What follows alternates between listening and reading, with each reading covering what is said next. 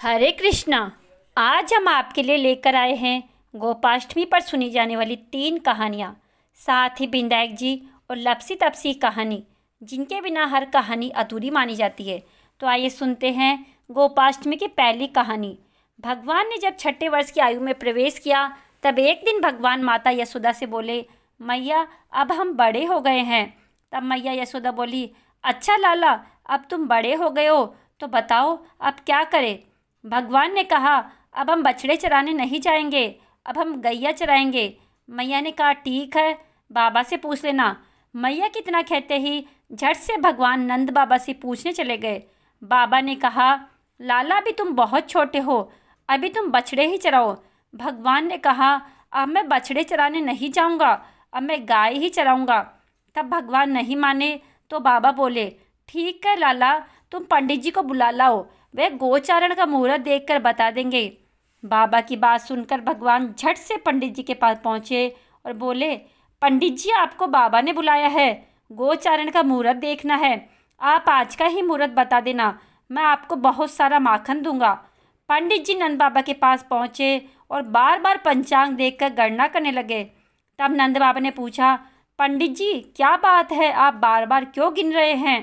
तब पंडित जी बोले, क्या बताएं नंद बाबा जी, केवल आज का ही मुहूर्त निकल रहा है, इसके बाद तो 1 वर्ष तक कोई मुहूर्त नहीं है।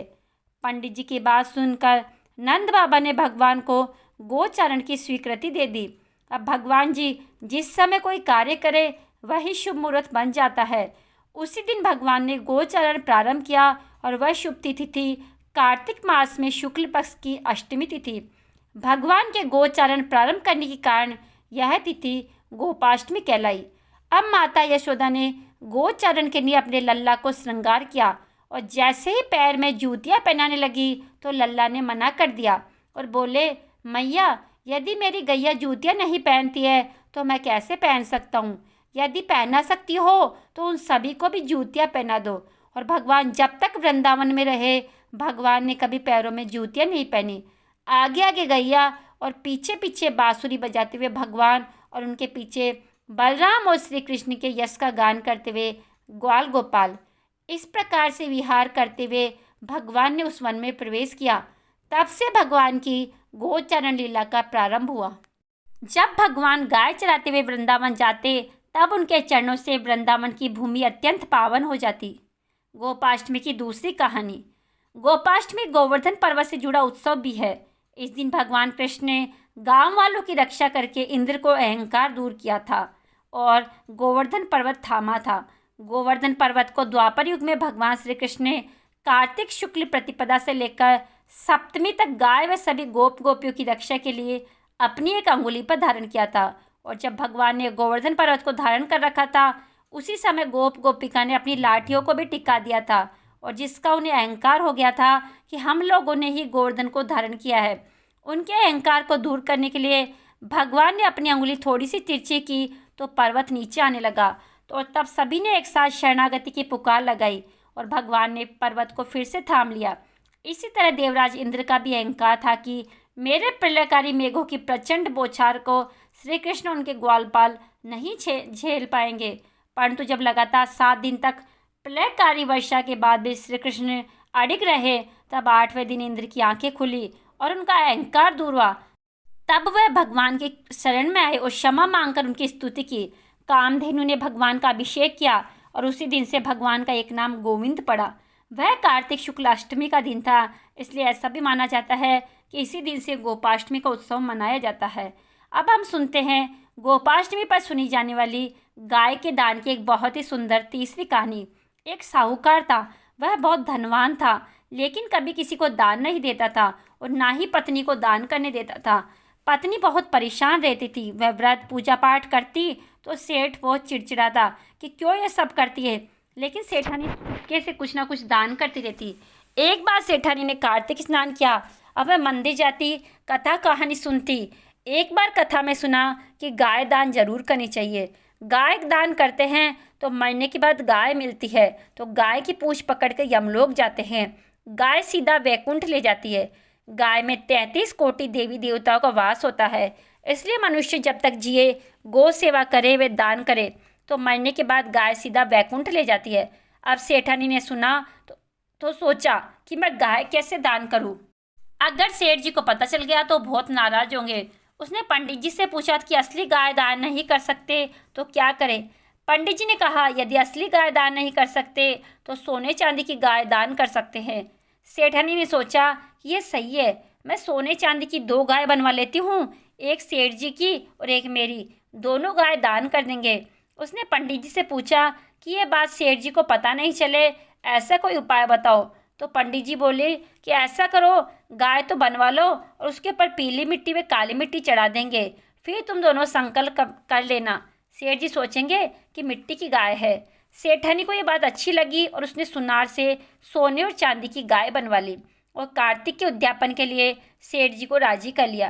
कार्तिक की एकादशी को पंडित जी आए, घर में हवन रखा और सोने चांदी की गायों के ऊपर मिट्टी से लेप करके हवन पूजन सामग्री की थाली में रख दिया। अब सेठ जी बहुत खुश हुए कि सेठानी ने मिट्टी की गाय बनाकर दान के रखी है। अब दोनों ने हवन पूजन किया और मिट्टी की गाय दान कर दी। अब कुछ वर्षों बाद सेठ जी और सेठानी दोनों मर गए और मरकर ऊपर गए तो बैतरणी नदी पार करनी थी। कहते हैं कि मरने के बाद गाय ही बैतरणी नदी पार करवाती है। अब सेठ जी सेठानी के पास पीली गाय और सफ़ेद गाय आकर खड़ी हो गई और दोनों पूंछ पकड़कर पार उतर गए। वहां जाकर सेठ जी ने सेठानी से पूछा कि हमने तो कभी गाय दान नहीं करी, ये गाय कैसे मिली।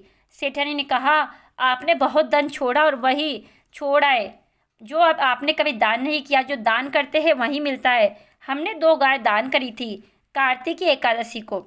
सेठ जी बोले कि वो तो मिट्टी की गाय थी। सेठानी ने कहा, नहीं, वह सोने चांदी की गाय थी, आपको पसंद नहीं था इसलिए मैंने उन पर मिट्टी चढ़ा दी थी। सेठ जी बहुत खुश हुए कि सेठानी तुम बहुत समझदार हो, अगर गाय दान नहीं करते तो आज हम कैसे पार उतरते, तुमने तो ये बहुत अच्छा किया। और फिर सेठ जी पछताने लगे कि जीवन में कभी किसी को दान नहीं दिया। मनुष्य को दान करते रहना चाहिए। मनुष्य जीवन बड़ी मुश्किल से मिलता है, उसे सत्कर्म करना चाहिए। गौ सेवा, दीन दुखियों की सेवा जितना हो सके करनी चाहिए। लेकिन सेठानी के गोदान के कारण सेठ सेठानी दोनों बैकुंठ में गए हैं। गौ माता सेठ सेठानी को जैसे पार उतारा वैसे सबको उतारना।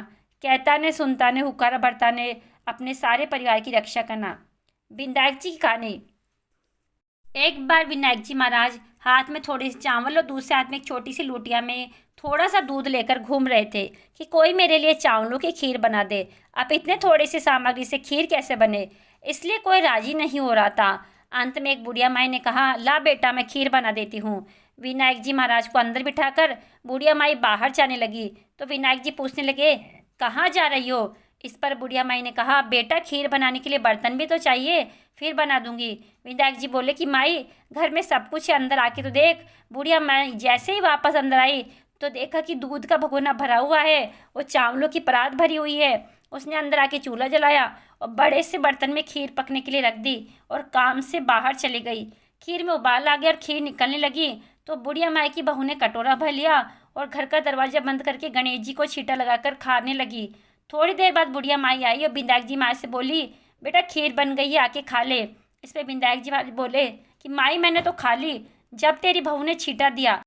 अब बुढ़िया माई ने बहू को पूछा कि उसने खीर झूठी क्यों की, तो बहू बोलने लगी, सासू माँ, खीर बाहर निकलने लगी थी, मैंने तो कटोरे में भर के खा ली और गणपति जी को भी खिला दी। फिर माई ने विनायक जी महाराज को देखा और पूछा, महाराज, अब इस खीर का क्या करूँ। विनायक जी महाराज बोले कि माई, खा ले और बांट दे। बुढ़िया माई कितनी खीर खा सकती थी, उसने बाकी की खीर बांटनी शुरू कर दी। लोगों ने देखा तो बात भी नहीं कि कल तक तो बुढ़िया माई खुद भूखी रहती थी और आज खीर बांट रही है। विनायक जी महाराज ने कृपा की और खूब अनधन हो गया। टूटी झोपड़ी सा घर महल में बदल गया, नौकर चाकर आ गए और सब तरह की मौज हो गई। हे विनायक जी महाराज, जैसा आपने बुढ़िया माई को दिया वैसे ही सबको देना। क्या था कहते सुनते और हुंकारा भरते, सबको देना। लपसी तपसी की कहानी। एक लपसी था, एक तपसी था। तपसी तो भगवान की तपस्या करता और लपसी 1.25 सेर की लपसी बनाकर उसका भोग लगाकर जीम लेता। एक दिन दोनों लड़ने लगे। लपसी बोला, मैं बड़ा। तपसी बोला, मैं बड़ा। इतने में नारद मुनि आए, बोले, तुम क्यों लड़ रहे हो। लपसी ने कहा, मैं बड़ा हूँ। तपसी ने कहा, मैं बड़ा हूँ। तपसी में बोला, मैं सारे दिन भगवान की तपस्या करता हूँ। यह सुन नारद जी ने कहा, मैं तुम्हारा फैसला कल करूँगा। दूसरे दिन लपसी तपसी नहाकर आए तो नारद जी ने 1.25 करोड़ की मुंदड़ी उनके आगे फेंक दी। लपसी ने मुंदड़ी देखी तो उस पर ध्यान नहीं दिया। तपसी तपस्या करने बैठा तो उससे अंगूठी दिखी और उसने अपने घुटने के नीचे दबा ली और तपस्या करने लगा और लपसी लापसी बनाकर उसका भोग लगाकर जीवने बैठ गया। इतने में नारद जी आए। दोनों से पूछा कि कौन बड़ा। फिर तपसी ने कहा मैं बड़ा हूँ। नारद जी बोले कि तुम्हारा घुटना उठाओ, तो उसके नीचे 1.25 करोड़ की अंगूठी निकली। तो नारद जी बोले यह अंगूठी तूने चुराई है तो तेरी तपस्या का फल तुझे नहीं मिलेगा। तब तपसी बोला हे नारद मुनि, मेरी तपस्या का दोष कैसे दूर होगा। नारद जी ने कहा रोटी बनाकर बाट नहीं बनाया तो फल तुझे होगा, ब्राह्मण जी माँ का दक्षिणा नहीं दी तो फल तुझे होगा, साड़ी दे के ब्लाउज नहीं दिया तो फल तुझे होगा, दिया से दिया जलाया तो फल तुझे मिलेगा, सब व्रत त्योहार की कहानी सुनने के बाद तेरी कहानी नहीं सुनी तो फल तुझे होगा। तभी से सभी व्रत त्योहार की कहानियों के बाद लपसी तपसी की कहानी सुनी जाती है।